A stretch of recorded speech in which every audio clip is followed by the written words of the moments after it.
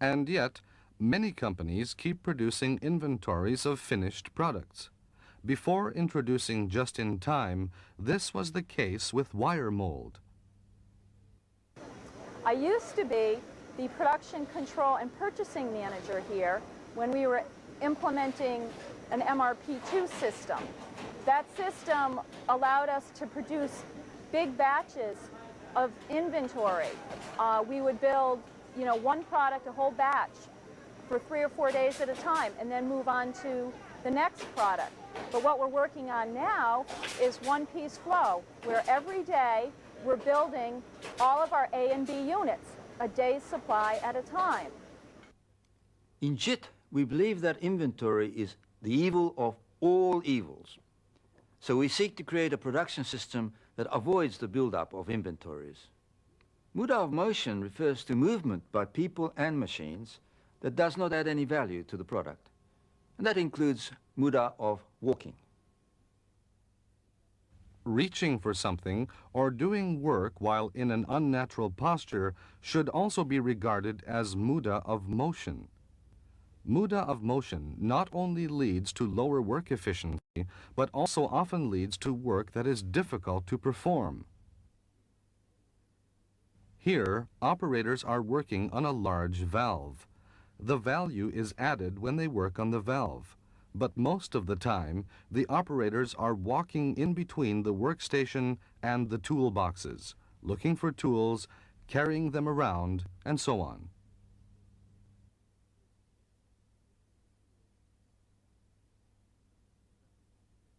Note that the operator is using his right hand only, the other hand being idle most of the time. This is another example of muda of motion.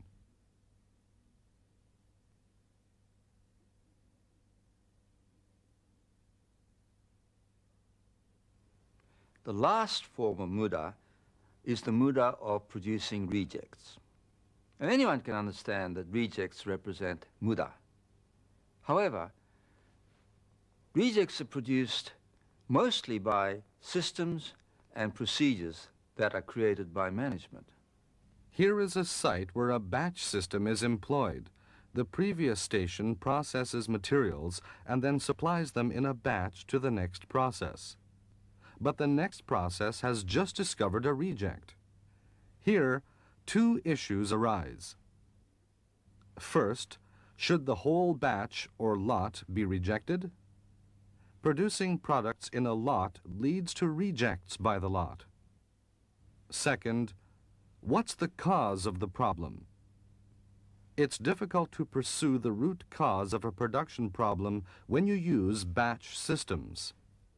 Rejects should be addressed promptly on the spot, at the moment they are made. However, with batch systems, this is impossible. In just-in-time, a job shop is turned into a flow shop, because a flow shop not only minimizes failures, it also allows measures to be taken to prevent recurrence of the problem through discovery of the root cause. In just-in-time, only one piece flows from process to process, and this one-piece flow makes it possible to check quality at every process and to identify a quality problem the moment it appears. There are other systems-related issues conducive to rejects. Let's examine the case of automated machinery. Is your automated machinery designed in such a way that it stops production the moment it produces a reject? Most automated machinery lacks a device that does this. Once rejects are first produced, the machinery goes on to produce mountains of rejects. In just-in-time, machines must be designed in such a way that they stop automatically when any abnormality occurs.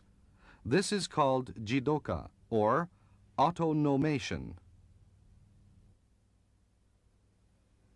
Let's now have a look at how various kinds of muda have been eliminated from the shop floor of one manufacturer. Yoshitake, a valve manufacturer near Nagoya, Japan, makes automatic valves, electromagnetic valves, safety valves, and steam traps. Let's have a look at their production line. First before and then after Kaizen was introduced. This is the conveyor line before Kaizen. Which of the 7 types of Muda can you identify here?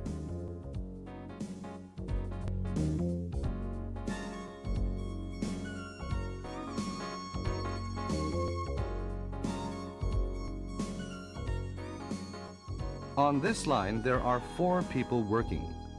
Do they really need this many people?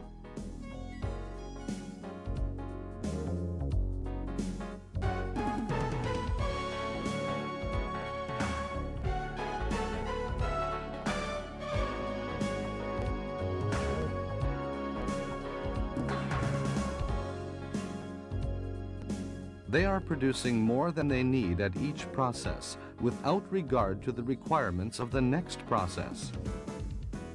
As a result, work in process accumulates.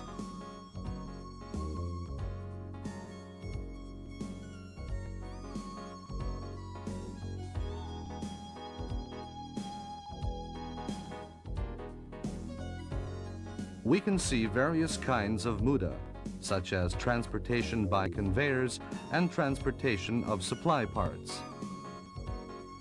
Note also the small transportation in the processing work itself.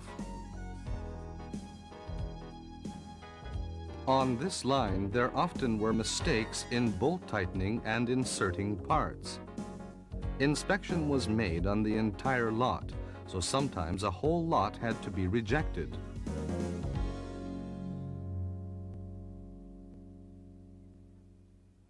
What do you think happened when Kaizen was introduced to this line? First of all, the conveyor was eliminated and a U-shaped line was formed. This operation is now one operator's job. Plus, the operator is more motivated and feels more responsible for quality. Only one piece passes through this U-shaped line at a time, and only the required volume is produced for each given time period of the day. Inventories of finished products and work in process were eliminated, and the space required was greatly reduced. The parts are located for ease in handling, thus eliminating Muda of transportation and motion. Special jigs were introduced which allow the operator to use both hands.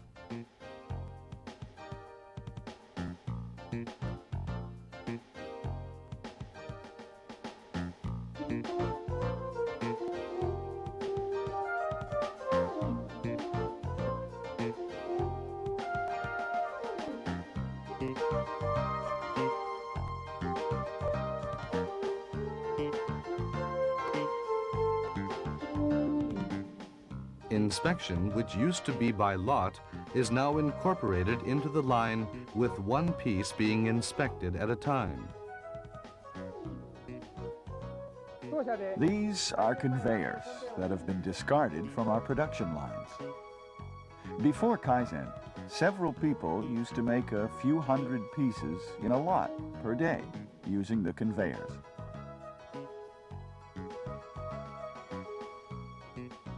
After Kaizen, one operator is making one product at a time. Because of the U-shaped line and the one-piece flow, we no longer need these conveyors. We're going to throw them away, or else we'll send them to our competitors free of charge. What kind of changes have taken place in production scheduling? Before Kaizen, production was based on monthly lots. After Kaizen, so-called leveling was introduced and a daily production schedule was adopted. This reduced finished product inventories. And since the operators needed to make many different products in small quantities, they made use of Kaizen to shorten the time for setup changes. Thus, by eliminating Muda and changing the way products were made, the line underwent substantial changes. However, the most outstanding change was the way people began to think. and the way they began to go about doing their jobs. They did not need to make any capital investment. They simply changed the layout of machines and location of parts, made additional jigs using materials available in the factory, and changed the way operators did their jobs. Here we see another example of U-shaped line operations.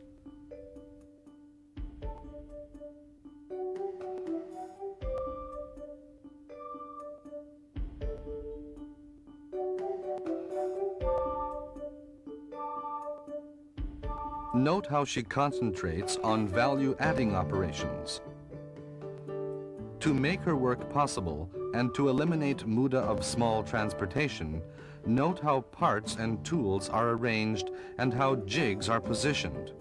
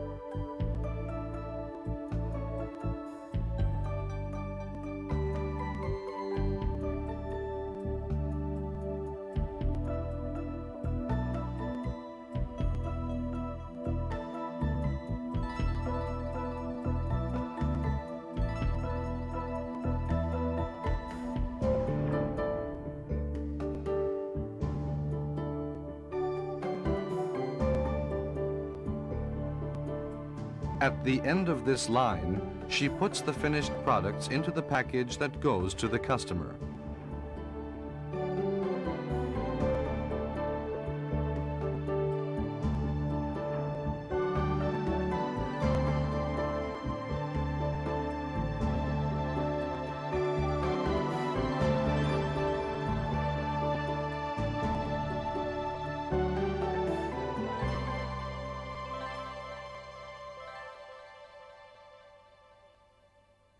Here we have an example of an operator making valves on the line after many different kinds of muda were eliminated. Continue to get rid of unnecessary operations and unnecessary processing. And this is done using simple ideas. For example, a work table can be made more convenient for the operator through the use of small changes. But when multiplied on the shop floor, these small changes can bring about big effects. What is the best way to locate and identify muda and do kaizen? The answer is to go to the shop floor and check the situation in a realistic manner. One way to do this is to open the shop floor to a study group. In Japan, the shop floor workplace is referred to as the gemba. Going to the gemba and having a good look at what is going on should be the first step. I hope you have gained a good understanding of the 7 types of muda. Muda is anything that does not contribute to adding value and which should be eliminated through the use of our wisdom. Finally, let me pose a question to you. On this line, 2 men are performing their work. How can we change it to a one-operator job?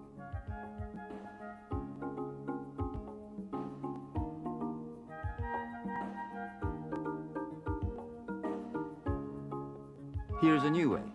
The same operator takes care of both the inputs to and outputs from the machine.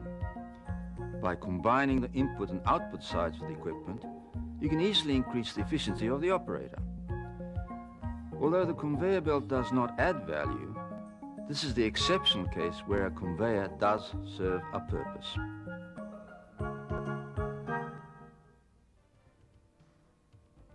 Now, if you go to the gemba in your factory and take an honest look with JIT in your mind, you will probably find an extensive amount of muda. Just imagine what would happen if conveyor lines, automatic warehousing, and unnecessary operations were eliminated. At Matsushita Electric Works, they had been planning to build a new plant. But as a result of just-in-time, enough space was saved among existing plants that they found they could do without the new plant, which would have cost them about $8 million. If you think the way you do things now is the best way, just take a trip to your gemba and have a good look at what's going on based on your knowledge of the 7 kinds of muda. Now, the biggest obstacle to Kaizen may well be the muda of not recognizing muda.